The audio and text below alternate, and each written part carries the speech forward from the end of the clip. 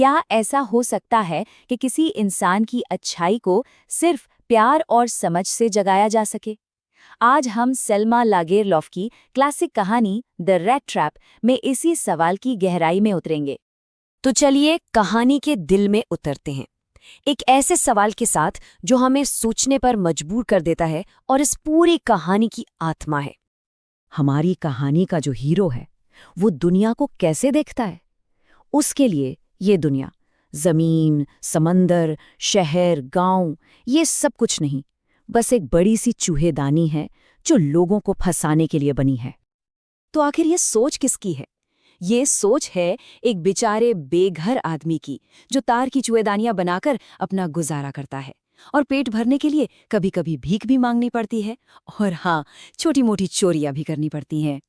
मतलब ये उसका अपना एक फलसफा है, उसकी अपनी फिलॉसफी है। और ये आई कहाँ से? उसकी मुश्किल भरी जिंदगी से। दुनिया ने उसके साथ कभी अच्छा बर्ताव किया ही नहीं, तो अब दुनिया के बारे में बुरा सोचकर उसे एक अजीब सा मजा आता था। अब सोचिए, एक अंधेरी शाम है, हमारा फेरीवाला रात गुजारने के लिए कोई ठिकाना ढूंढ रहा है। उसे उम्मीद है कि हमेशा की तरह लोग उसे गुस्से से भगा देंगे, लेकिन इस बार कुछ ऐसा हुआ जिसकी उसने कल्पना भी नहीं की थी। उसे मिलता है एक अकेला बूढ़ा किसान जो उसे देखकर खुश हो जाता है। उसे न सिर्फ एक गर्म झोपड़ी मिलती है, बल्कि रात के खाने में दलिया भी, और तो और उसे तंबाकू का एक बड़ा टुकड़ा भी मिलता है। फिर दोनों साथ में ताश का खेल खेलते हैं, बातें करते हैं। ये एक ऐसी मेहरबानी थी जिसकी उसे बिल्कुल आदत नहीं थी। और यहाँ से कहानी और भी दिलचस्प हो जाती है। वो बूढ़ा किसान अपनी दरिया दिली में उसे ये भी बता देता है कि उसने पिछले महीने अपनी गाय से पूरे 30 क्रोनोर कमाए थे, और अपने मेहमान को यकीन दिलाने के लिए वो उसे वो पैसे दिखाता भी है। लेकिन अगली सुबह क्या होता है? उस किसान की इतनी मेहमान नवाजी के बदले में फेरीवाला क्या करता है? वो खिड़की का शीशा तोड़ता है और वही 30 क्रोनोर चुरा लेता है। मतलब वो अपने ही बनाए जाल के चारे के लालच में आ गया था।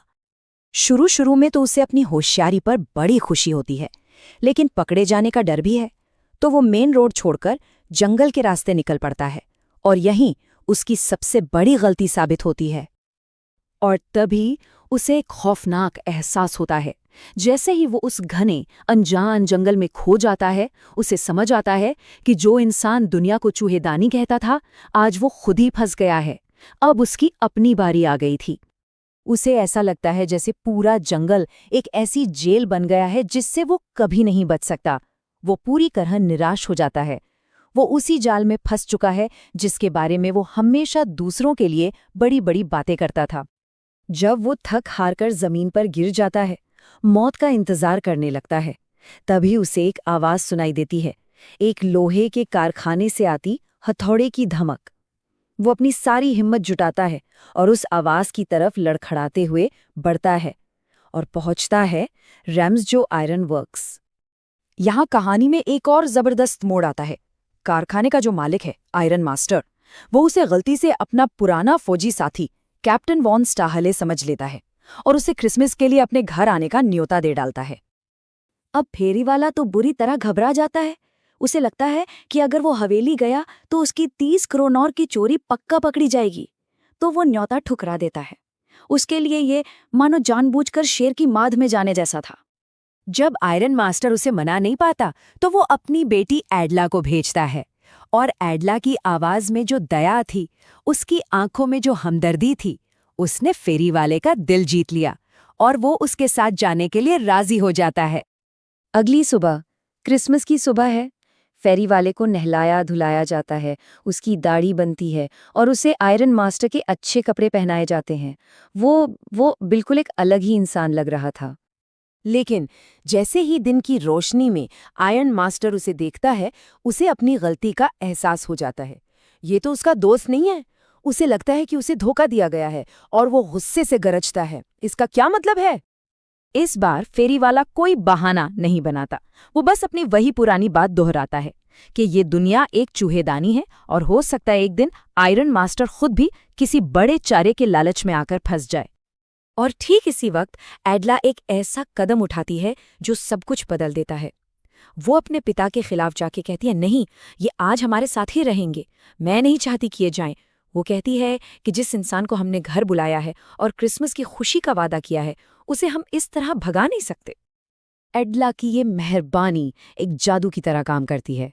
फेरी वाले को सालों बाद शायद जिंदगी में पहली बार ऐसी शांति और सुरक्षा मिलती है।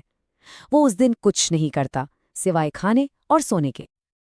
अगली सुबह जब आयरन मास्टर और एडला चर्च से लौटते हैं, उन्हें एक बुरी खबर मिलती है। पता चलता है कि एक चूहेदानी बेचने वाले ने एक बूढ़े किसान को लूट लिया है। दोनों का दिल बैठ जाता है।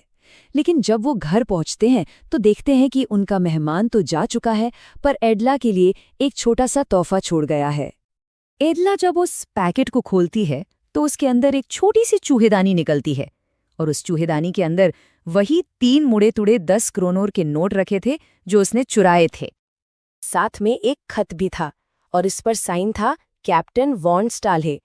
खत में लिखा था कि क्योंकि एडला ने उसके साथ एक असली कैप्टन जैसा बर्ताव किया, उसे इज्जत दी, इसलिए वो भी एक कैप्टन की तरह पेश आना चाहता है। ये इस बात का सबूत था कि वो पूरी तरह बदल चुका था।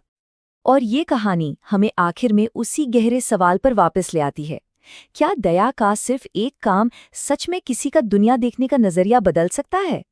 फेरी वाले की ये कहानी हमें दिखाती है कि हाँ, प्यार और समझ की एक छोटी सी चिंगारी भी किसी के अंदर की सोई हुई अच्छाई को जगा सकती है और उसे पूरी तरह बदल सकती है। भारी किताबों को पॉडकास्ट में बदलें।